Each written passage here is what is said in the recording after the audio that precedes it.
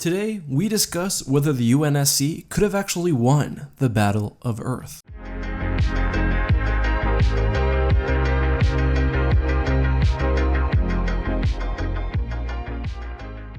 Hey guys, this is EckhartsLadder. Hello and welcome to another Battle Breakdown episode. If you like what you see today, I've put together a whole Battle Breakdown playlist, which I've linked in the upper right hand corner. And also guys, I still do have that Audible link if you'd like to support the channel. While also listening to a free audiobook, whether it's Halo, Star Wars, or something else, I've also linked that down in the description. But on to today's content. The UNSC's major mistake at the Battle of Earth was their failure to rely on and protect the planet's extensive supermac defensive grid. The question is, how and why did this happen? The UNSC isn't frequently portrayed as stupid, and they certainly aren't here. They're able to identify the tactics of the Covenant quite well, even from very early on, which is a great first step. They recognize that the cruisers are purposefully staying out of MAC firing range, while smaller transports are spotted heading towards the orbital defense platforms in order to punch a hole through the grid. Admiral Hood even notes how valuable the stations are, and keeps the fleet in place to protect them. What's more, the UNSC had advance notice that something was going wrong,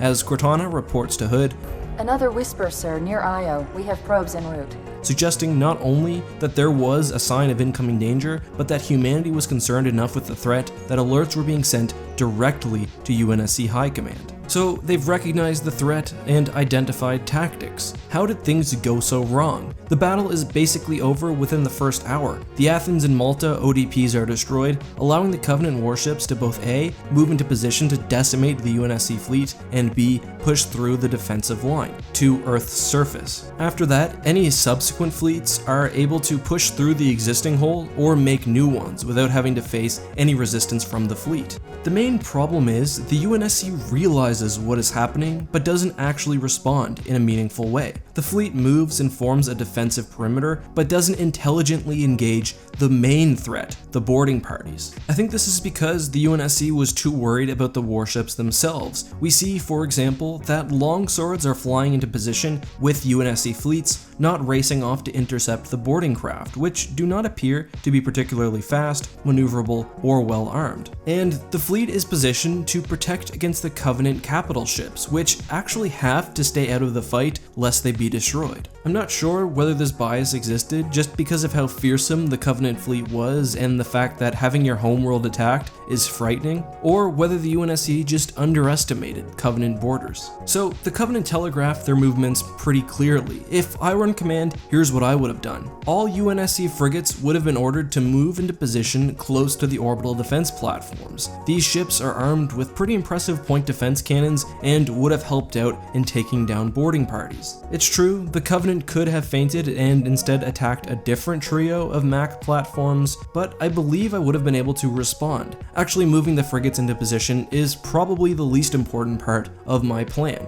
In reality, the boarding transports are the easiest targets ever. They're not meant for direct combat, and the Covenant fleet is totally incapable of supporting them because of the ODP kill range. I would order any launched longswords to move and intercept the borders. As that's happening, any station side, ship side, and hell, even planet side longswords would also be moved to help protect against further starfighters. Without having your ODPs taken down from the inside, I don't think there's anything the Covenant can do. The only real way to destroy a MAC platform is by sheer, overwhelming force, or by attacking outside the weapon's firing arc, which is difficult given the fact that the stations can rotate. The fleet that attacked Reach was more than 10 times the size of the one that attacked Earth, with almost 1,000 ships. Reach also only had 20 orbital defense platforms instead of 300, and they still managed to destroy hundreds of ships. I believe 300 ODPs represents a more or less impenetrable force, immune to any traditional attack. That's why I feel comfortable moving literally every asset I have to protect against the ODP's one vulnerability: small, fast-moving starfighters and perhaps very small capital ships. Remember, the ODPs themselves have defense turrets, and we've got mostly frigates and longswords. And it's not like the Covenant blitzed the station either, because the ships actually started outside of the kill zone, launched from the main cruisers. So there's more than enough time to mount an intelligent response, and that's ignoring the fact fact that really, the frigate should have been in position anyway. There is no Covenant capital ship, with perhaps the exception of the CSO supercarrier, which can survive a shot from a Super Mac platform. The Macs can also fire multiple times a minute. They can handle the big things. I really believe that as long as you can clear out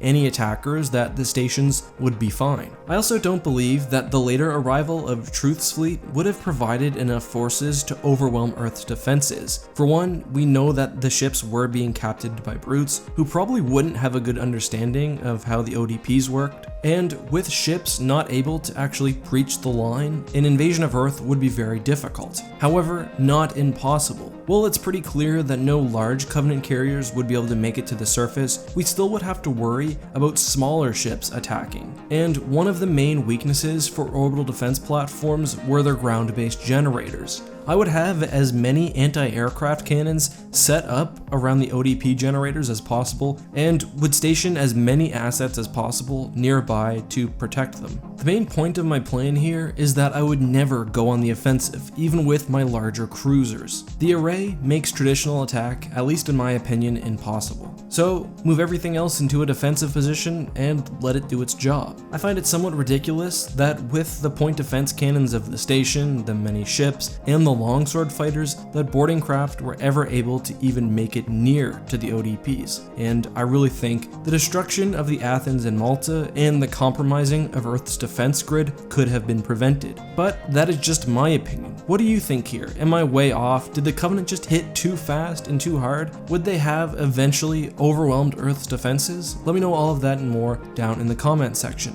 Anyway, thank you guys so much for watching. As always, this has been Eckhart's Ladder. May the Force be with you.